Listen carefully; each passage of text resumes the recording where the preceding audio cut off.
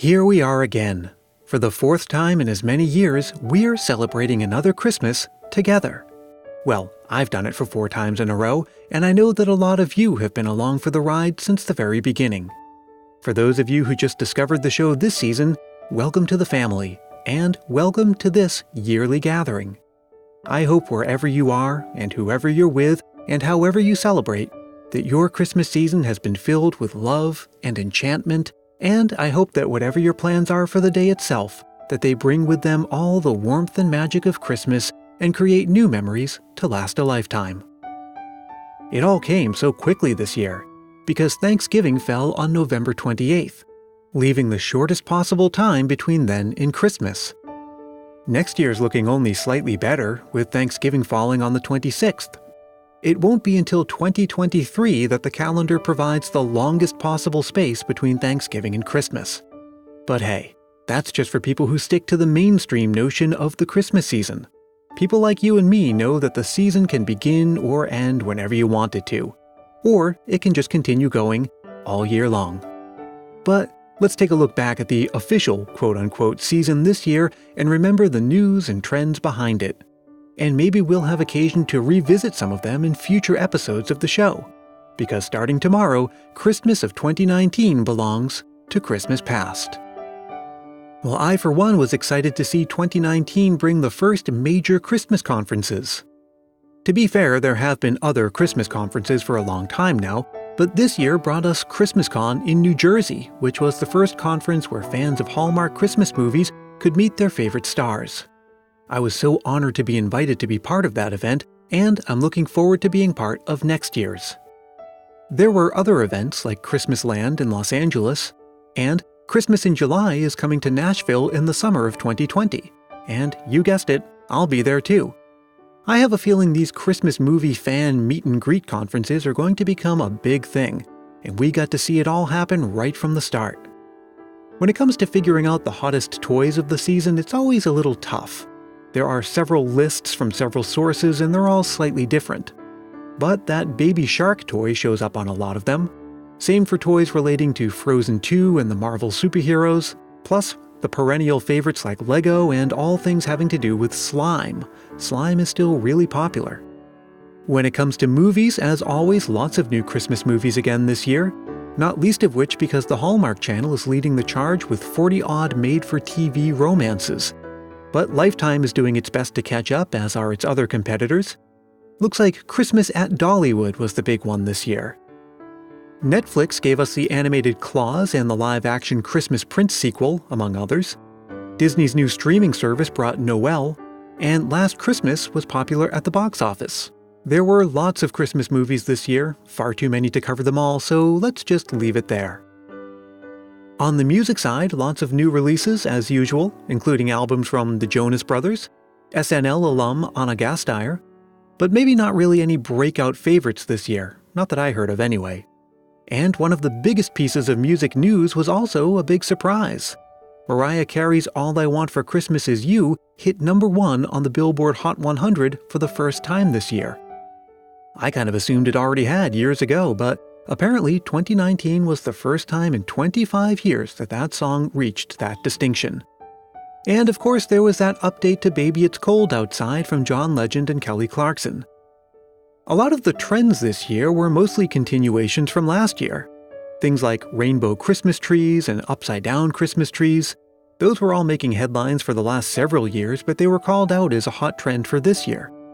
Same thing with Christmas Eve boxes and weird flavored candy canes. Apparently candy cane hair is a festive beauty trend. But I gotta be honest, sometimes it's hard to tell what's a bona fide trend and what's the media reporting on something that 24 people on Instagram are doing. But candy cane hair does look pretty fun and festive.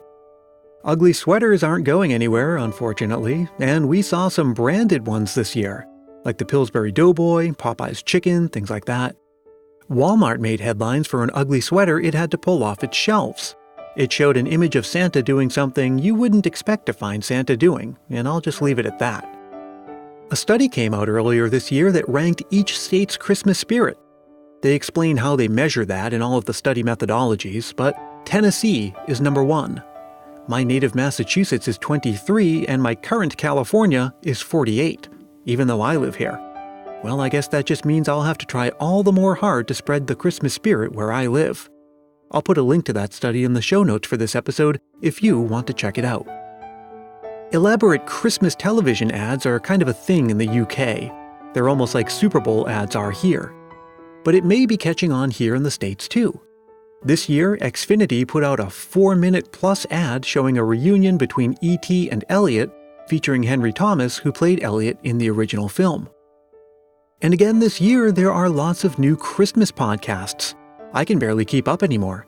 The first couple of years I was on the scene, there were maybe a modest handful of new ones every year. But the last couple of years, it's like the floodgates have opened. Christmas Clatter and Sleigh Bells and Mistletoe debuted earlier this year. TV Guide has a new one now, and lots of new ones for kids, like Santa's podcast. Well, speaking of podcasts, there's also this one. Every year I try to branch out and try new things. It's always in addition to the kind of episodes I've been doing all along, and not at the expense of them. So on Thanksgiving, I released that 6-part true crime series, My Dear Santa. In case you missed it, you'll find it right here in the podcast feed for Christmas Past.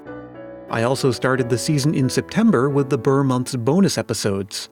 Those are more free form and include things like interviews, guest hosts, roundtable discussions, or just me reading you a Christmas story. We also had the first Christmas Past live show recorded at the Great Dickens Christmas Fair in San Francisco. It was the biggest and best year yet for the show, which only makes me wonder what I'll do to top it in 2020. It's a new decade, so it's gonna have to be something big. I've got lots of plans in the pipeline, but it's still too early to talk about most of them just yet. But I can tell you about my new spin-off series, Christmas Past Presents Christmas Around the World. It's a new monthly series featuring unique regional Christmas traditions and celebrations from different countries. It's hosted by Chantelle Joy Otto from allthingschristmas.com and often features some contributions from yours truly. You'll find it right here in the podcast feed for Christmas Past, so there's nothing new to subscribe to. But do make sure you stay subscribed to Christmas Past so you won't miss anything throughout the year. Because guess what? The first episode arrives on New Year's Day. So normally when I end these episodes, I say so long till next year, unless maybe I put out a bonus episode in the summer or something. But this year, that's just not the case. We'll be seeing a lot more of each other in 2020, if you'll have me, and I hope you will, because I love sharing with you all these stories from Christmas Past. So instead, let me close this way, by saying thank you. Thank you for listening and sharing your Christmas memories. Thank you for joining the conversation on social media. Thank you to everyone who sent me a Christmas card. I was so overwhelmed. And thank you for loving Christmas and spreading Christmas cheer and keeping the spirit of Christmas alive all year long. So once again, let me say that wherever you are, and whoever you're with, and whatever you're doing, I hope all of that brings you all the warmth and magic that the season has to offer. This is Brian Earl, wishing you a very Merry Christmas and a Happy New Year.